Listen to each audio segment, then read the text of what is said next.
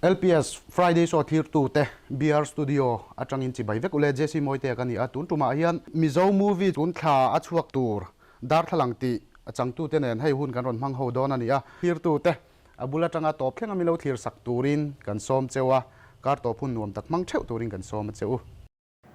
zo khapuya khor le bang bau derin ka omang chitina ka line chan fel de ka tong chewa ka lom lu tu rengot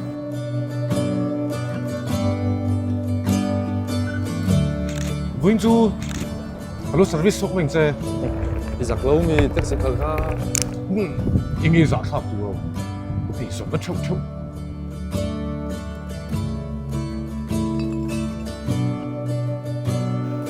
Tapi, ya, tôi feel chút. Không mấy isa đã kami lâu trẻ rồi này. In la pasi, chung kêu korong in ni kha. In nei tet meo nene. Babes ka lang. 应该拍摄了，给这明年多少？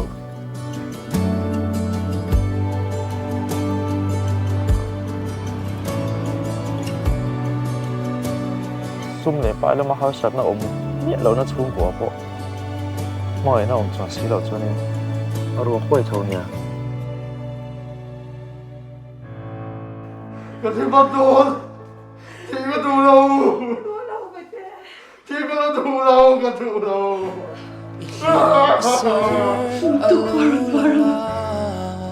你总总也能学得完，你总总也能学得完。Mang ngày nào? Không ngày tất nhiên chân bơi rồi, không ngày tất nhiên.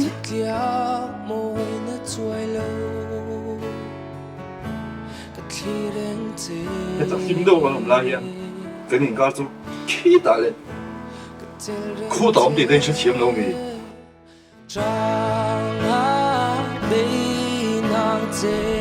Helpa! Vui rồi. Nó là chuyện gì rồi? Nhà cái mình đi chuyện đó chứ mi. Sao cho anh đau thương kinh em hơn? Cứ bồi hết cái đủ trình đâu.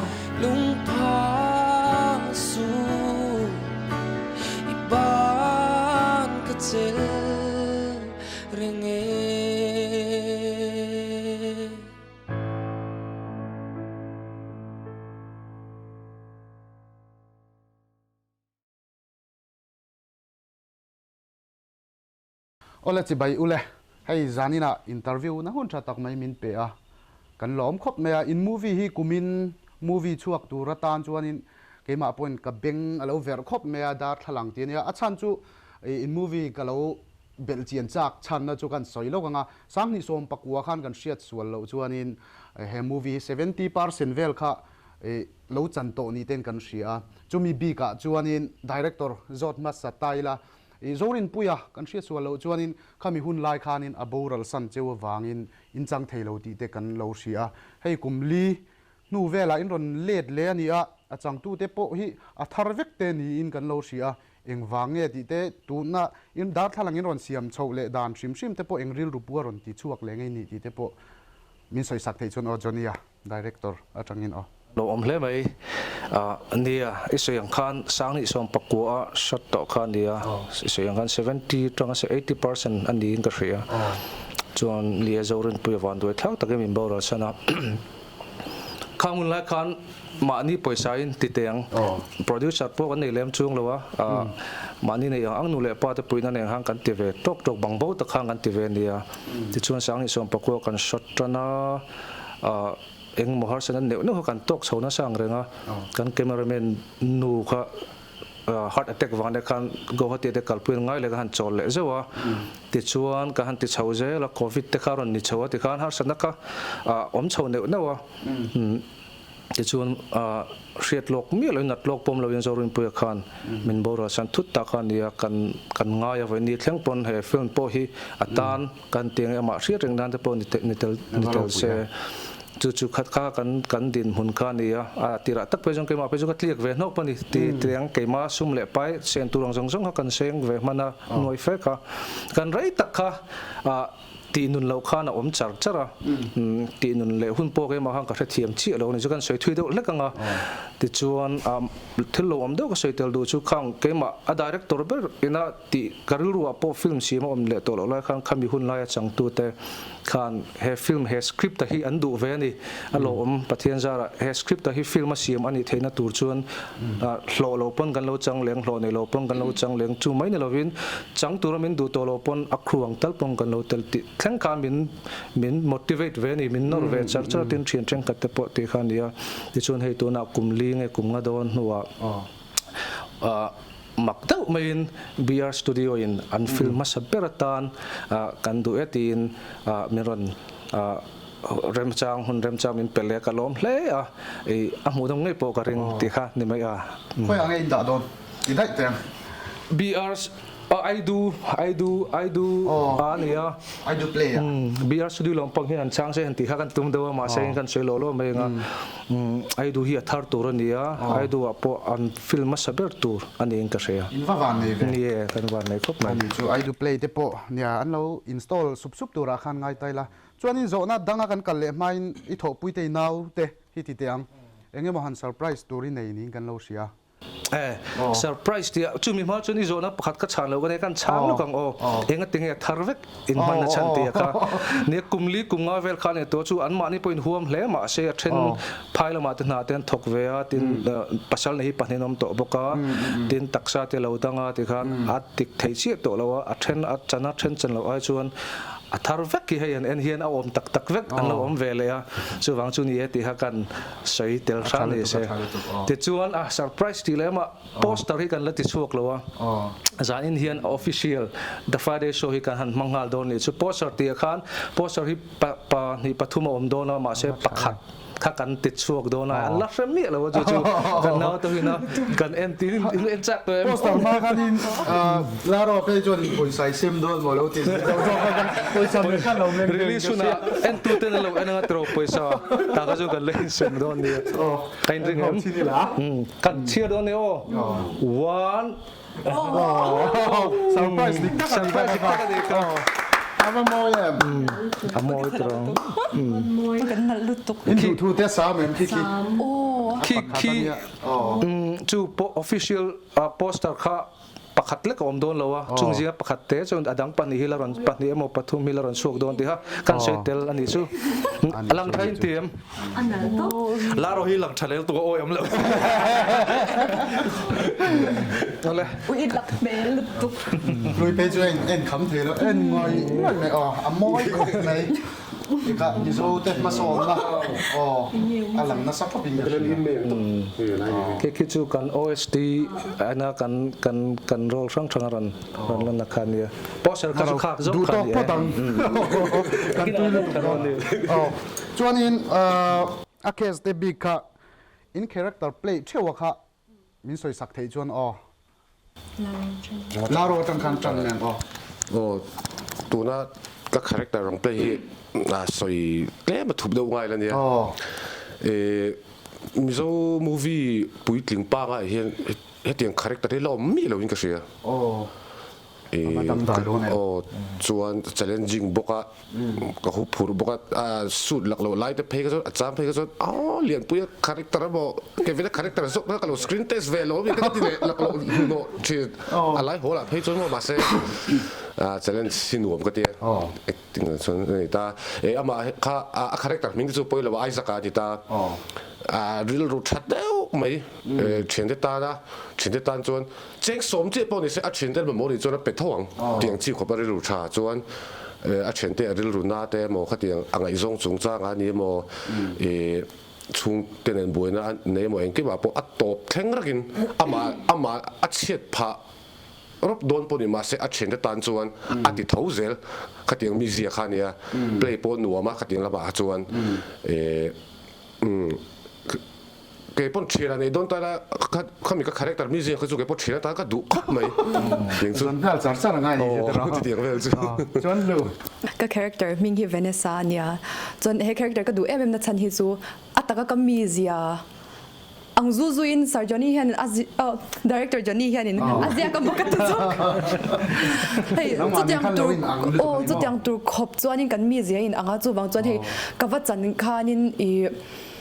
ahma te pon kan lo ti ve ne no to thona chu ma se he movie nuam ka tina chanin ka sia he role hi Apa try? ai ka soi thui over lo nga mizia chu ma se min en la shat ka Actually to hriatpui. I Darthlalang movie hianin ka movie chan to kala hupur berania tuna character hi I kan senior acting kan senior zawrina lo chan to na kha aniat alo ne so khop mai atlem khamin en tira ka hupur lut tuka I trong trai poka trong trai tama chuanin a character mingi muano mania ngoi choi deu ne maro chu I a chen te tan chon in pezo takania I bona le har satna te ne te nei ve a tiang deuh khan mai struggle ve Ani chu. Hmuhnawm dang hlan ni nang ma big page chu hai ai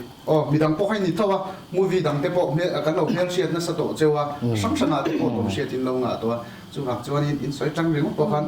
en kha cha om nga ka ti jeni an soi ve cái hi Darthlalang movie hian mapui role ka play do na mapui hi không ai thak deuh ania thingtlang chung ko har sa ve deuh thingtlang om ania ti chuan aizol lama khopui lama rem thoka ane khatanga sumpu na tura mo khatanga aizola wa kal ve top kha ania chuan amizia po enge nyang nun nem deuh thì nghe cái số yang hay không ai tham đeo in khai sung thầy in kiểu tuổi thầy đeo như gì ngã bộ cái dạng khá anh ấy director in a thang thiam hle me cheka te I role tur om ta ka ni ya nu na si mo hello I atira chuan an ti dan ta ka chuan in pakhat jok role ka play turin min tia chu chuan a script kha ka chiara ta chuan mapui role kha he ka du nga to pani chu ke ma khan chuan ta chuan in kan soi thui deu nga kan director de kha kan bia mapui role hi ka play chak lu tu ka hemi hi ka play thei do na ni chuan ka lo changang ka tia chuan an lau in ron khoma an lau rem tia ani chu ka movie ate po kan kem kan soi bel lo du chu ai thingtlang atang in lut che in bai vai na la tero in lut tang ke te po mi dang pui ngai te kan in ma te po ka enge han en chuan in nang ma khan in I rol tur le ap hmuhnawm nang ma I theina oma kha ron lang chuak ka tia ka lai te po ka te kan thur chuak ve sim ani chuan ke vina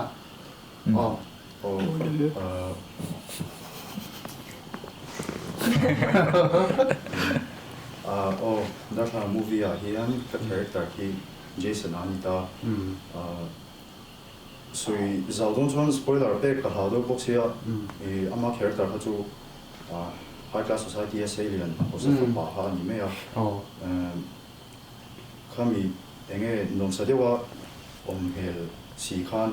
a phena han personal problem chu anga ta khami te kha hei ke ma chuan a challenging ka tia play an mon ka ti to pa ni me chuan in pakhat ka lo sei lo in rol lo ko an zio hi pakhat za in lo tel lo oma chumi chu kan lo sei sak lok me bobi tai nia chu a character kha kan sei lok me nga heta sei ma piron sei che kha ni khami character tura kan zu jeni kan zu biak na character kha nia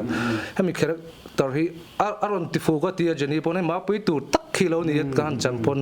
chang jo kan film shoot lai po in script film chang ma ni la kan khong ai tini ti khop khan chang chok tha tin bobi tai role sang te hi character bold lu tu kan mi na Jenny na changam lo ni lovin Jenny kha chon pakhat zo ka in relate wanga a chang ani wang kha ta bobi tai role la ka hi chang tur ka in hulawo trap ani chu ka in hulawo trap pon kan zong rai ni chu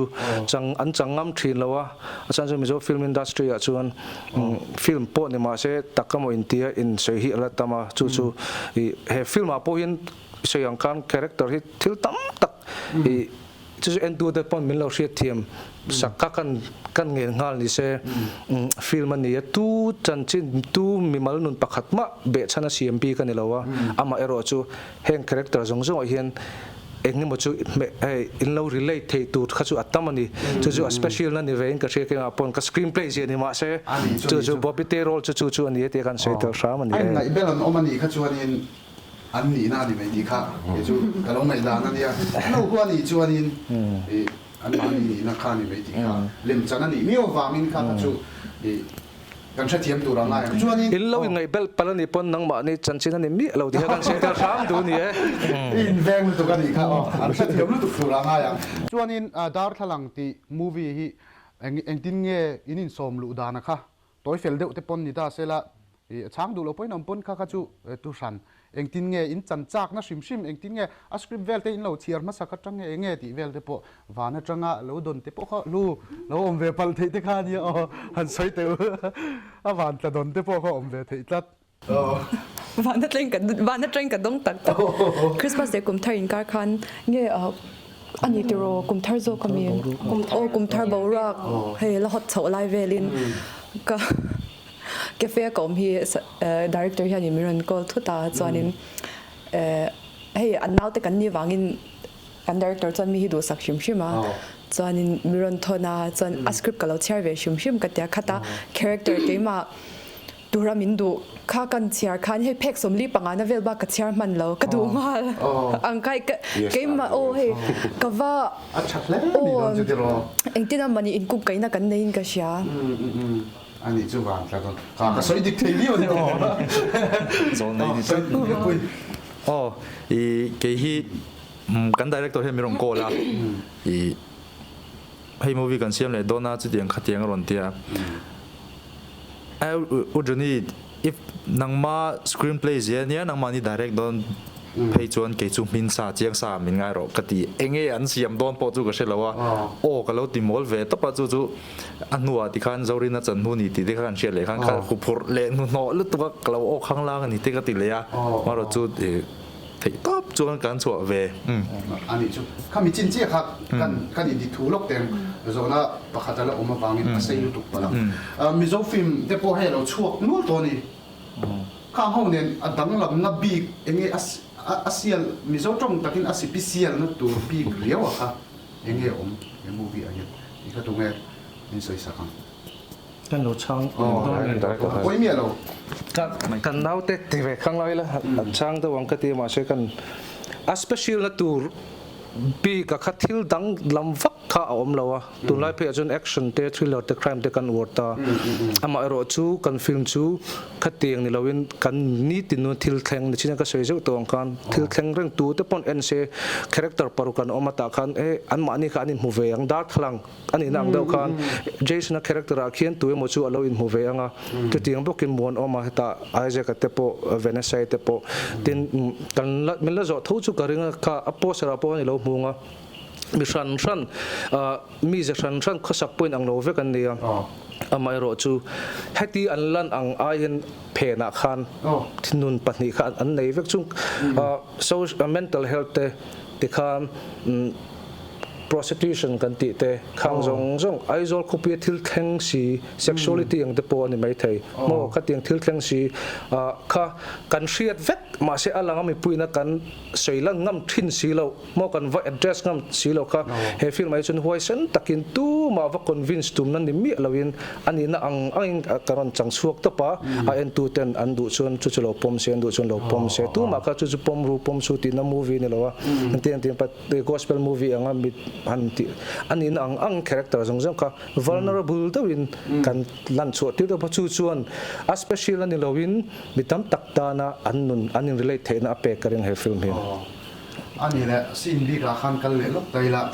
ai in po na sa to me si khoi lai khang nge in real rup ne lai te kha asin bi ka khan khoi lai nge in real rup ne lai bi real te po ko scene pakhat ka character Isaac le Vanessa lui nena kan scene a khan thok huai na kan emo hey an mani at takami te ang kha he kalo feel pui ka ti na chu a chen thatak mai ni a film a khan Vanessa kha hei BFF ang kha ani chu chuan a in puaka a bula khan ani na kha kha ke ma po a actor ngai po kha hei ni do hei thoven huai na ang do kha ka feel pui thei chu cái mà cho nên hụt phur trong chẳng apo khăn ya hụt phur le hay nuam cái tì le ý cái mà nia hụt hawa shoot chim chim apo nia nga ý xin cái đủ bị lai cho atop lắm panga run theng hi nia kan vai in bia kina hay kami khanin ý actors how ai ataka po nia nga kan lem chana po khan ani thaw nga hei in kum kai na thuk jok min nei tira khami kha a hlu ka tia chuan he kan hun local lezel tura po kan in shat min shat bel tir ka ti mai ke mani lui khang ka soi tura ron soi to I tlem kan belanga I khami begin chunga khanin an thianau khanin an zai don ti pon in shelo an thian ti zi mi pakha khana ko choka an zai topani ma se khami kan zai lai khanin eng rau ngai lo thing ka shelo ma se kan zai la khan borok chu adang fek ti chu kan sia ami pui thu po khan an feel theng ka ring chorin I ka sia chu lo chu mani an edit na po khan mi tui tla le te po khan obin ka sia editor ti vela po khan mo tiang ve chu ni na don le me tro okay po ai nang deu chu ma kha ke ko ka soi tu khan lo so ya na champhai district ta kho pakha thingang o kho pakha ta kan shoot ta biak ina ti khan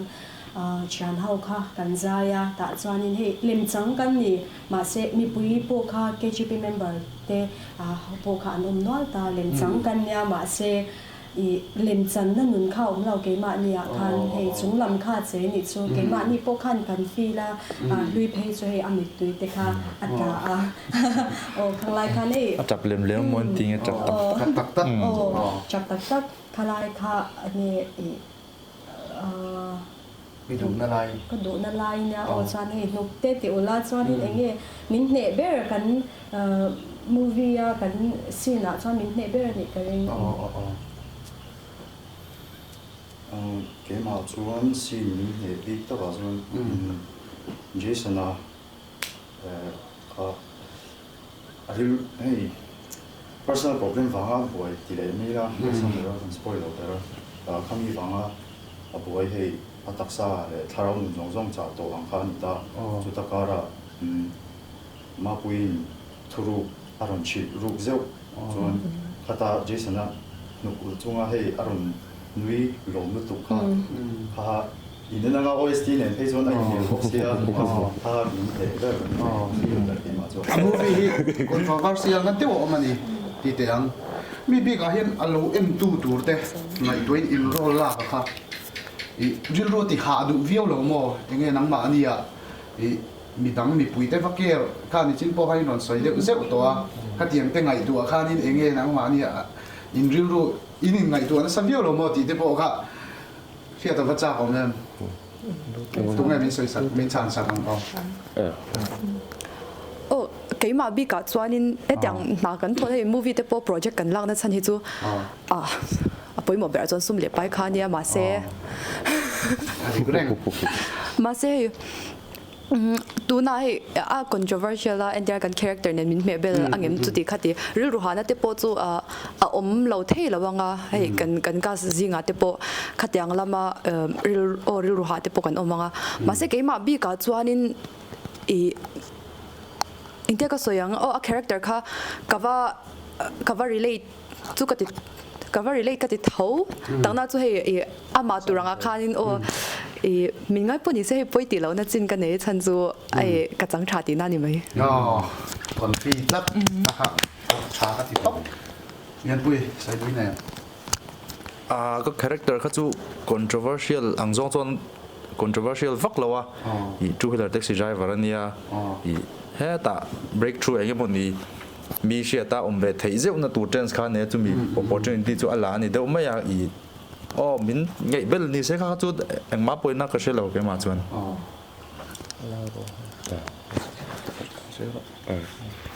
okay controversial đâu đó เนี่ยเป็นดาริตัวสวยครับcontroversial ครบไหมให้มี character play มีดังที่อันห้วยเราเว้ยก็ตีได้ลำนี่เราวินเฮ้ก็ character play ไอ้จะกับ play ตัวที่ส่วนเดี๋ยวก็เตียงvoice เวง่ายเลยนี่กินสารจนี่เนี่ยพอเห็นกันสูตรมาดูว่ากันตีมันศิลปนนี่กินrelease งาน premiere งานใช้นมนัดแต่หมดทิ้งที่โต๊ะกังตีขาวเราให้มินติดสินะแต่เสกเกมมาสุดไง actor เราก็ดี is an actor's job ก็ที่ไอ้ส่วนไงฮอลลีวูดแต่ว่ามา extreme ตุกซอกมาหลอมก็ที่จู่ๆนี่ไอ้พวกนี่ขัดเดียกันน้องตีเลยส่วนกันลุยเสียงนู้กันสังชัดเลยเนี่ยไปปักขัดเช็คโรเบลเลโอซาร์เริ่มชวนตาขันหันเซเบลลุกดูกันเนี่ยจริงๆกันเสียงคำสร้างตีโรลบอบบี้เตนลักเล่ไอเซกโรลฮีจังตูกันหัวเงิมกันตีข้านี่กันเซเบลดูชันโจก็จู่audition กัน call นี่คันมีป้าปัทุมันอมตา character ตัวcharacterจู่ๆนี่ก็ใช้ฟีเอฟก็ที่คันตู้มันคักไอ้เจ้า role ที่อันละว่าอามาให้ชวน role ดังละมีแล้วคันคัก character ฮักกันละดู award กันลักไปดูอรุณที่นี่คักเกมาพอมิน challenge มินติโลมาส่วนชวน actor นี่น่าจะเจงกันเสียไม่ฉันมานี่เสียลมทุกข์กันเสียนี่เสียลมไหมสวยเท่เต็มที่มาบีการสอนริวหาหน้าตัวไม่มาอุ้มเราว่ามาปุยการมูวี่ดันชัวกันอ่ะปุยมินคงยังมินบังไอ้บุกันอ่ะนะคะหิมจินอะไรก็อุ้มเก่งหิมจินไล่ครับไปหมดเลยตัวอยู่ใส่ลูกเตียวแม่วินตัวโรเล่พูดเยอะไปจู่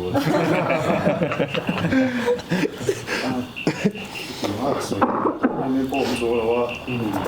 ก็เทแต่ถ้าเขาไม่ถ้าน่าจะจู่เอาไม่เทอันนี้ไม่ผมยังไม่จู่กันนี่ปกติจนcharacter ก็ใส่เหล่าทุนเสียsorry ปกติจนcharacter ก็ใส่ชัวเหล่าทุนเสียกันเฉลี่ยไม่ได้เนี่ยตัวก็ตายตัวต้องdirector ท่าก็สอบเลยดูเจ้าถ้า in movie อ่ะคัน last minute อ่ะที่เดียง in movie เตลเนี่ยเราว่าสุดจบนกแค่พอให้เนี่ยนี่คันกันเราเสียก็อีสวยเจียงทีเดียวเนี่ยscript เลยว่ามันก็สิเลยก็พอคัด interview แล้วนี่ไม่รู้จะเทียมเท่าscript เลย screenplay เตลมีเราที่ last minute เดี๋ยวเตลกันเนี่ยคือจุดนี้จีนเราใช้เชี่ยขันเนี่ยจูอามักอังรันครบเมียเกย์ปนedit อาขังเกย์มาชี้กันในโลกนี้มีดังปนอมเท่ากันชุดไล่ปนนั้นนุกกับอุลาถึงเกย์มาปนเบี้ยกินสู้กันเสียงคันเองหมอมปุยนะกันจังนี่ค่ะเราเอ็นดูเดปนอักข่อยเวเจ้ากันเรื่องตินขมีอาขันสวยชัวมวยเราเนี่ยเราเซ่ขมีกันชุดโดนนี่ขันมักตักไม่ชูอามาจางขันมิโซรามาทิลมักเต้าอารมณ์เทนที่ไม่ละsocial media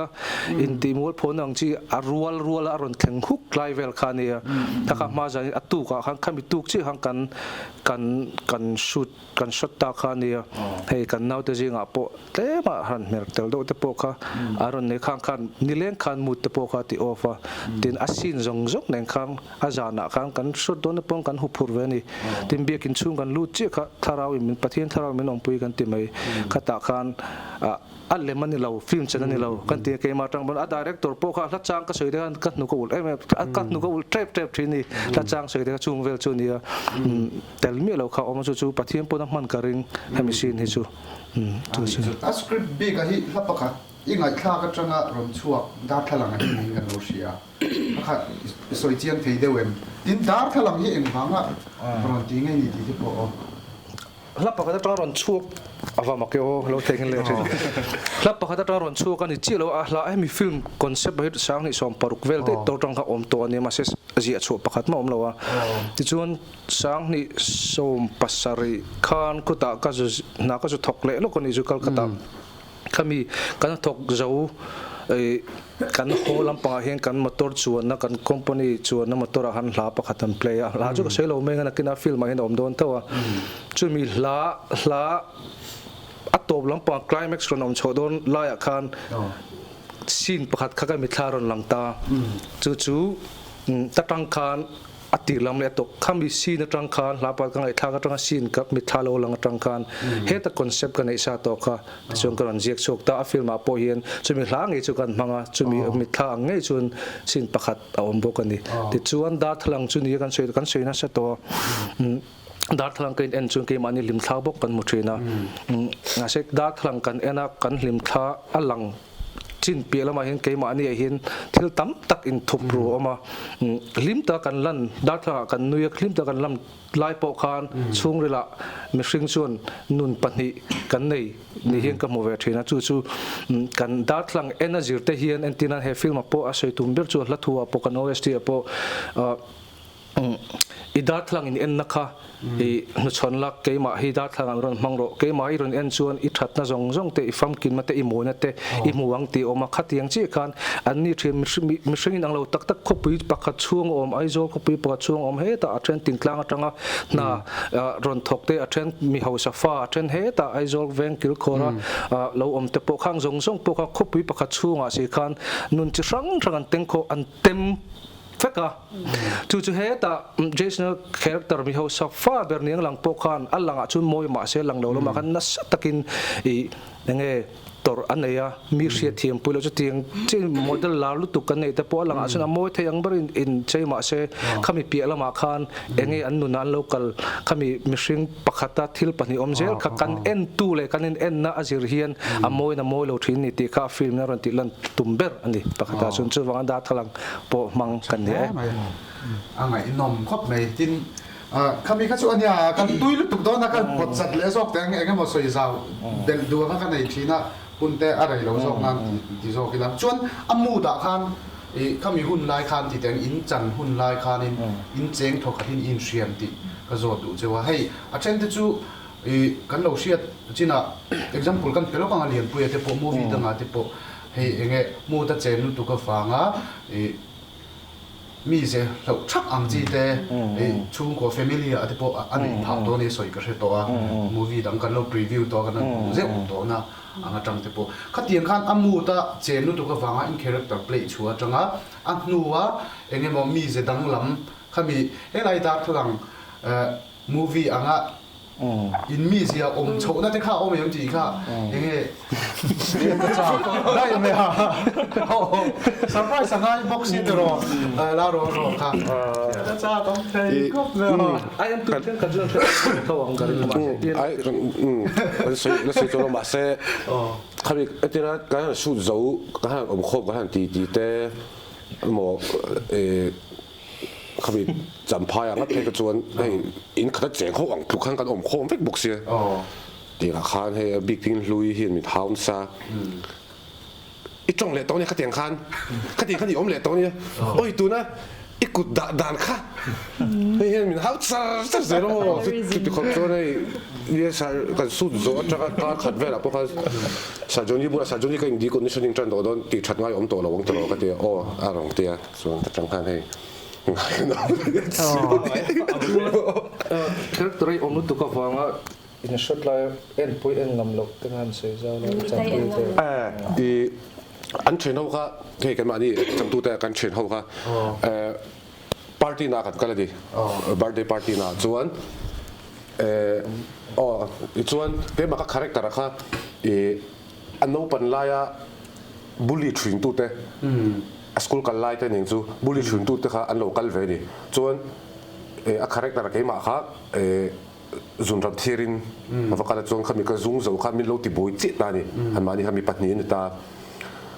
khami character ka cheng tu ko mo min ti boi tu te kha an mel an mit meng chu an hoi po ko hoi chu ngam lo chuan kat anong ti do nuwa tek chu ko ti do kat lai po kan o lai po no an ma ni homo ka en ngam lo tak he so a single dan turin te ke dialogue la ro ka soi dan kha arang ba ba chu ti khate te mi rong ron pon mo hei an ma ni ka en lo ka en thei lo re an tin ko te o te la hi rang che pa o te la hin chu ting do chu ni te don ni an te hei oh ka feel khop mai ani le har sign ti zual lai te omen in rol big khan Silvi wala po ha the ni ka rol bi kha soi tong han zorin an thiam taka lo ti to kha ne ya talent ta ke na phe ka chon na zai thiam me lenga la ma la kha gitar pera za ya e tuna poster kan mu chen khat a poster two wheeler taxi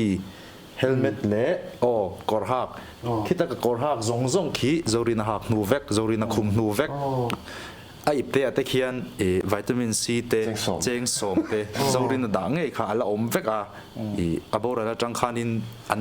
kan director te hian in an khoi che lawa an la da tapa chonin tun movie tur bi ken ron phor le khan ya ka ha tir bera ai te ka zena thil lo om te ka phor cho khanin ka mu thi ding ur ani chuan chon ke ma po pressure ke in siam ka ti mai ka zorina du khop ka tling lo ang ka chang chuak zo long ti kha ka lawa chuwang chonin cái mà pressure anh sa về tục tu anh chẳng sang lẽ mày rồi tapi kan o director a burbun le deu tai la kami hun lai in chan masa kha zorin puya zorina o zorin puya kami enge 70% 80% don in chang to ta ni ta han bora la wang khan enge tuna te point han ti thar le nia enge ma zong tak chuan in lai sanom ka tia a thar la ka ti teng asul nu enge mo nakina te chuan in enge comparison ang chi te pona la kal thei tu rangai tai la enge in idea chu karon a hre chuang lo ta khanin enge a hun lai khan kan ti dai anga mani da thalok tai la khami hun lai khan zorin pui kha ing ang mi ji enge ni shiat a movie bi ka ti teng thil dang a chun thil dang lo ni ta se khami khan a in pek na te enge lo ton chin ve la ai zorin pui kha ing ang mi ji enge ni asin siare ma shim shima kha movie tan kan Darthlalang tan khan o mình zo da kalom hle mai chu ka chan mai ni china liampuin kami akor nga chi ka ha ti vera soila chi kan anung khailo mu mai te ya kami kan shot namun ngai chi pakati shot kan ne chu mi tak churan lang telbo kan ti nge ka chu ta tang hmuhnawm tu do hang kalo thira zorin puya kha mi in ngai thlom do ania mi in ngai thlom do ma hi ni ril ru tha mi zo mi paril ru tha ka ton to hey anni te anni poka professional cutting chi kan ril ru chi kha nei lo katia ti chuan ama kha adam dup me ma se ko har nei chu nei do training ka set thina ka ngai tu le den ti chuan a rol tura khan a in pe atumani ama khan mo atum na sa tin khami a film a role ang do tak tak in tlansiana kha anasa sia alar chhawang lai ni a thiente tren khatin he ta te anti thil tanga te po an ton lai khan ama khan tle ma lutong lo ni in thina te kha nei thina ama ro chu ama khan nge chak to kha strong do kha omani chu tin a role khan a in pe ma sin pakhat phei chu kan ti don phei chuan a an lo a lau tuka sin poi mo do me nia liam poi pen ron chang chuak thal lo tuka chumi sin chu a an lo lau tuka amita mar chate noi ni ei mit tu ti law jon eng mo glycerin te kan manga eng mo kan manga kha du tok lo ni chon mar chate a noi a khami amit mit meng khami ron lang tu kan kha tiang kop khan a in pe zawa tin ama khain ngai tlom boka angai om zol hle mai ti ha kan seitel ram du ne he me nang ma te pon chu amizia chiang takin lo ria hang te pokhania engki ma hianin katia mi ma hun hi kan shelo ani chin ne khanin kan relate le lok duwa soyang khanin normal hi ha re me ma enge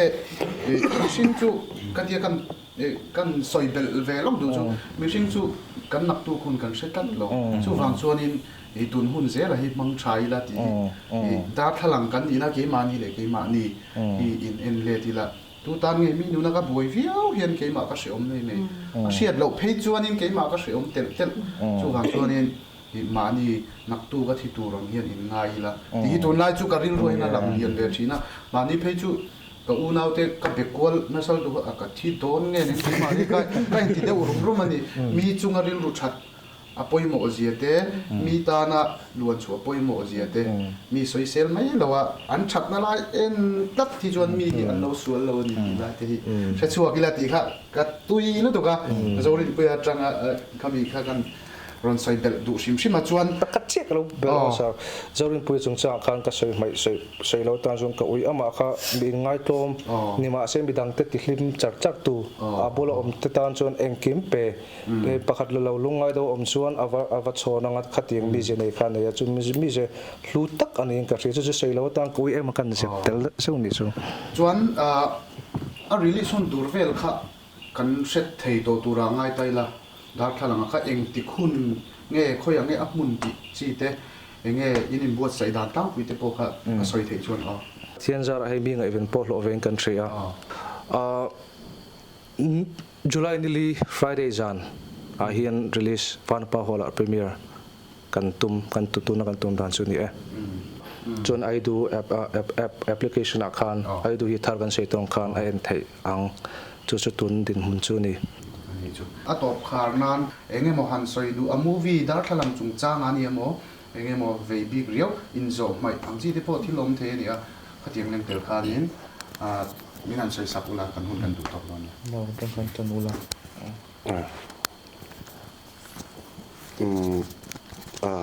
hemi a movie hi a script hi ai ka lo chang ve nul to ka chan script pa don hian ka chiar chuak ngal vek se ni Darthlalang chu a script hi ka chiar chuak ka mi tui la ti tlawm chhun la ni Darthlalang hi chu a uni khop me tin ai ama kan director hian adu lo vio nga chu ma se ma he kan fak lok duwa mi paruk din huni nang lo lutuk mi ze in ang lo lutuk screen time in ang do thap si enge khoi ber khang chang du pa khoi ber chang du nu khoi ber chang du pa le khoi ber chang du nu ti tur khopa screen time roll vek enge side ele bi character ka tiang thado arong tilang the hi he a tha ka tiang director hi kan fak duwa chakop mai ta chuan a lenga changa thok to kha ni that ji chu ka hre to chuan he ka thopui te hi thopui nuam hlom Jenny le lui tak hi ka voi kha thopui na ni ma sen nuam lui nen phei chuan tuai ka din nel ma kan har dun ma chuan ka chan pui te ho zong zo lom thu ko soi duwa hei lem pui ngat phei chu bikin project pali zon thot ne kan chang du ni Jenny te Kevin te o bobi polo om lo chan pui nuam kan ti bor anuama enge set boruak anuam crew te zong biar laman crew te tu te mai pokari kong faka anuam kati tu ka soi thei ni se top kha na tira ke ma Darthlalang ka sen crew te han thei top tak meu chwa in he movie hi kan han puitlin be chu ania he ama changa ama lo chan to ei kum nga novela kan ron chan thar le ania chuwang chuanin keima tan phe chuanin ka voi khat thopui na de ofe kan nia lian pui ti lawa chuanin experience ka nei tha a chuanin hei share tur chu ka ngalu tu ka ma sek soi vek lawanga chu mi pui telamin hei in mangai na lein support ndu sakna nen mi lo share sange ka be se Darthlalang movie hi ama saberin clear to den in en lawang ti ga lawa he movie tluka bel chian dol hi kala she tamwak lo mi zo film a hian chulai chu avan le me chulai chu oi om lo de lek tiang chi tu kha a om lo wa chiar po in a cha ve nia script kha a kham om lo ni a to lam phei ka chu hey nukul chulin mi pa po nukul chawin kan chiara chi tiang khop chuan mi nia kan chan chuak nei tura po ka ngai kan thei to kan chuat lang hei chan pui nom em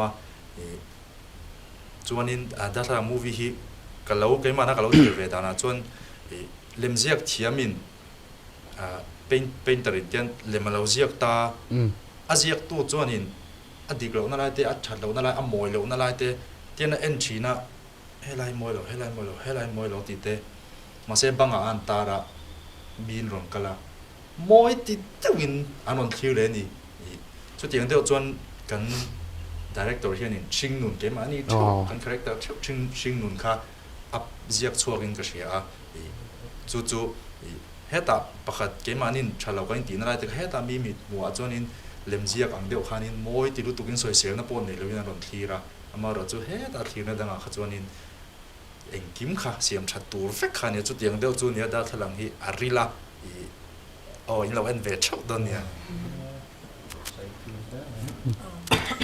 Masa in Darthlalang movie a ka chang the hi kalom lutuka miran som hi kalom me ma ka phulo lutuka nia lawmthu ka kan soi ni se ti chuan ni et kha an lo soi no to a ka chan te pon Darthlalang movie hi mizo movie chhuak to te nen chuan kan director khanin special na nei big lo khan ti tak na a kema chuanin danglam na le special na tam tak anein ka sha a ti chuanin Darthlalang movie lakina mi puite na intih an ron phau chwa huna chuanin mi puite hianin heta kan lo da nyam chin te le kan lo hmuhnawm chin te kan lo enge en dik lo deuh te kha Darthlalang movie in hnu chuan sha thiam na sang tak nen dom kan tum na choi chwa tum na nen khanin khang mi te kha an en to anga an ngai to nge in karinga chuwang chuanin I do play en thein chop chani do na kha huna khanin mi puite na in lo en vek turin ka som cheu ni masa in Darthlalang movie a ka chang thei hi kalom khop me a kan director le kan producer te chungah po lawmthu ka soi pa ngal ni se opportunity chatak mi pe a tun movie hi ka voi ni na chaw ni ka zam thei over a chuta kara hei opportunity chatak min pe a kalom lutuk a chuan kan movie hi hei minang an lo soi ang deuh khan in tuan tlem hi ka hlau to pa chuan hei in relate hei tur hi an tam don boxia kha wang khan chuan ka chale du chu mi puite ril roza taka an lo en kha cha du ni a chal tuk sing nun Darthlalang ani na lai taka khatiro chuan director khanin a top min khar saksela se jam to reu in kain thria kain tarung do le ka ma se ni ama sign BR studio pula nena hin lawmthu kan sei tuwa script a chok to lo me ngan ti to nuwa an film sa berata na an producer mi pui mu theya anon opportunity le platform ron pe hi kalom tak se ta tin zaina the Friday show po hetilai hun to kam bo se sa wa kan lom le pokoni ti kan sei tuwa an sei vek to ka sei tam to lo nga Darthlalang hi khong itakin lo en veula kan ti nge voini en lo ni pon en tikni mo chon lo la en ram mula tin poimo ka ti chu he film poina sei tumber chu mi hring hi tu te po kan ni theya a hosa are thei alina te poimo ber chin mangai ton na le in za ton na hi ti hi a poimo ka ti chu chuan in za ton na le in mangai ton na om chuan he ta an mi je kan ngai thei lo do te mo he ta an phung ka ngai thei lo do te po kha in za ton na om chuan kan vam mangai tel kher thei lo ni point kan in za ton na om chuan cover le ke ma ni nun jok kha alo nuam to thin don ni ti kha kan sei tel du ni alom om hle me zanina interview na hun tak mai min pe a Darthlalang ka sen crew te kan lom em mai kal le zel na tura du sak na sang ber kan hlan cheu